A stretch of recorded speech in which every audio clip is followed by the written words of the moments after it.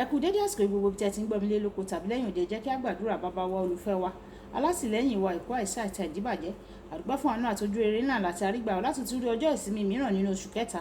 Gbogbo ìyìn àti ọlá ni fún orúkọ mímọ́ yín o, fún àánú tí ẹ fi dá wa sí, fún oore ọ̀fẹ́ tí kò ṣeé fowó rà. Ọ̀rọ̀ náà tí a gbọ́ lẹ́yìn kó ṣe ayé àti ọkàn wa níre, kó má ṣe lòdì sí wa ní ọjọ́ ìdájọ́, nítorí tí a gbàdúrà lórúkọ Jésù Kristi Olúwa wa. Àmín. Orúkọ Jésù. Ìwé ọ̀run ṣíṣí tí a tẹ ọwọ́ Olùṣọ́-àgùntàn Enoch Adéjàre Adébóyè kọ. Ení ọjọ́ àìkú ọjọ́ 16 oṣù kẹta. Àkòrí tí a ó gbéyàwó sọ wípé ìgbéyàwó má ṣe dúró de àsìkò tó pẹ́ o. Nígbà tí a mú àkọ́sórí wa nínú ìwé oníwàásùn orí 11 ẹsẹ̀ 4. Ìwé oníwàásùn orí 11 ẹsẹ̀ 4.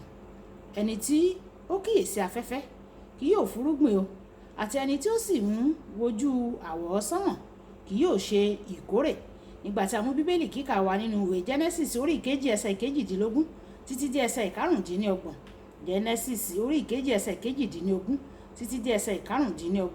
Olúwa Ọlọ́run sì wí pé kò dára kí ọkùnrin náà kí ó nìkan máa gbé. Èmi ò ṣe olùrànlọ́wọ́ tí ó dàbí rẹ̀ fún un.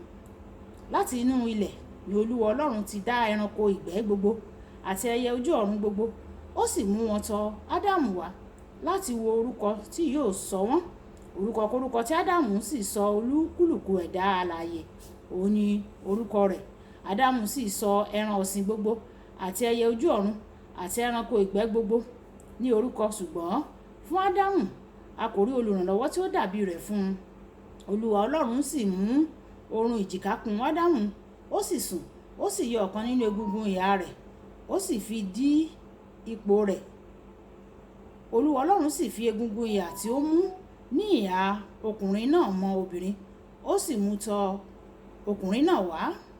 Ádámù sì wí pé èyí ni egungun nínú egungun mi àti ẹran ara nínú ẹran ara mi, obìnrin ni a ó máa pè, nítorí tí a mú jáde láti ara ọkùnrin wá.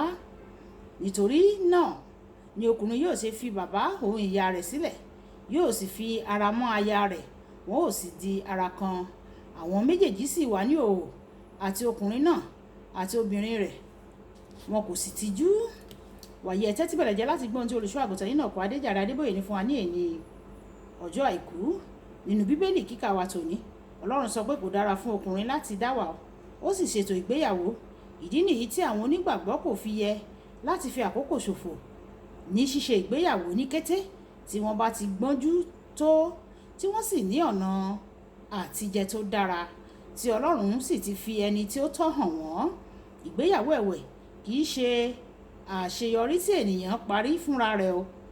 Ọkùnrin àti aya rẹ̀ wọ́n ní láti ran ara wọn lọ́wọ́ láti lè mú èròǹgbà tí Ọlọ́run fún wọn ṣẹ.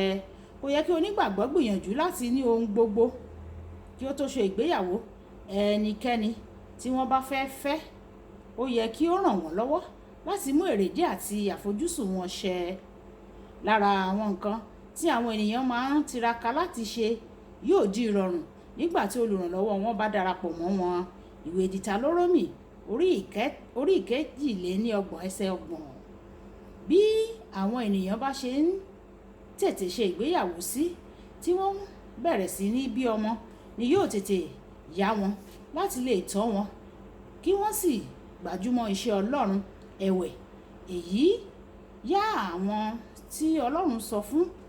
wá yá àwọn tí Ọlọ́run sọ fún ní pàtó kí wọ́n má ṣe ìgbéyàwó sọ́tọ̀ o. Mo dúpẹ́ lọ́wọ́ Ọlọ́run pé mo tètè ṣe ìgbéyàwó, mo sì tètè bímọ. Pẹ̀lú ronú pé mo bí àkọ́bí mi nígbà tí mo jẹ́ ọmọ 40 ọdún. Ó ṣeé ṣe kí n má ní àǹfààní láti gbájúmọ́ iṣẹ́ Ọlọ́run bí ó ti yẹ kí n ṣe. Ìyàwó mi sì lè má sí nílé láti ràn mí lọ́wọ́ o. Ní kété tí mo bá ti parí títọ́ àwọn ọmọ mi dàgbà, mo lè má ní agbára láti ṣiṣẹ́ Ọlọ́run. láti ṣiṣẹ́ Ọlọ́run ní òwúrọ̀ ọjọ́ ayé mi nínú iṣẹ́ ìránṣẹ́. Ọ̀pọ̀ àwọn ènìyàn máa ń fi àkókò ṣòfò kí wọ́n tó ṣe ìgbéyàwó. Àfi ìgbà tí wọ́n bá rí pé àkókò tí wá ń lọ wáyé o, lẹ́yìn ọ̀rẹyìn wọn yóò fi ìkánjú wá ẹnìkan láti fẹ́. Ìgbéyàwó kì í ṣe ohun tí ènìyàn lè kánjú wọ̀ o. O nílò kí o gbàdúrà kí ó sì dá ọ lójú gidigidi nípa ìfẹ́ Ọlọ́run lórí rẹ. Nígbà tí àwọn ènìyàn bá kánjú láti ṣe ìgbéyàwó, ohun gbogbo yóò jọ àìní ìfẹ́ Ọlọ́run, tí wọ́n yóò sì pàpà fi ẹni tí kò yẹ láti fẹ́. Fífẹ́ ẹni tí kò yẹ ó dàbí wíwọ ọkọ̀ pẹ̀lú ẹni tí kò lọ sí ibì kankan pẹ̀lú rẹ o. Èdè àìyedè yóò máa wá, ìdàrúdàpọ̀ àti wàhálà, nítorí àwọn méjèèjì wọn kò lọ sí ibi tí ó jẹ́ ibì kan náà, wọ́n ń lọ síbi ọ̀tọ̀ọ̀tọ̀. Ìwé ẹkún Jeremáyà orí 3 ẹsẹ̀ 17 ó sọ pé ó dára kí ọkùnrin gbé ẹrù rẹ̀ ní ìgbà èwe rẹ̀. Ní ti ìgbéyàwó, ẹrù kìí ṣe ohun tó burú, nítorí ìgbéyàwó túmọ̀ sí wíwà ní ìsopọ̀ pẹ̀lú ẹni tí Ọlọ́run ti yàn láti ràn ọ́ lọ́wọ́. Ní ìgbà èwe, àwọn ènìyàn ní okun tó tó láti ṣẹ́gun àwọn òkè àti láti ṣe àwọn àṣeyọrí ńlá pẹ̀lú ọkọ àti aya wọn.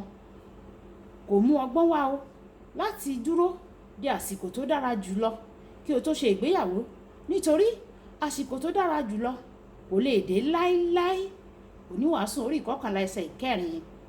Àwọn tó máa ń dúró láti ní ohun gbogbo kí wọ́n tó ṣe ìgbéyàwó, wọ́n lè pàpà fi gbogbo àkókò wọn tí ó ṣe iyebíye ṣòfò nílé àwọn ohun tí kò yẹ.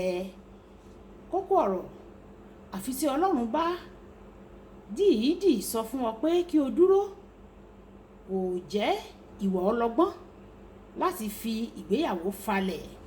Ẹ jẹ́ á sọ fún Ọlọ́run, ká sọ pé bàbá mi, Olúwa fi àwọn ọ̀dọ́ wa lé ọ lọ́wọ́, àwọn tí kò tí ì yàn.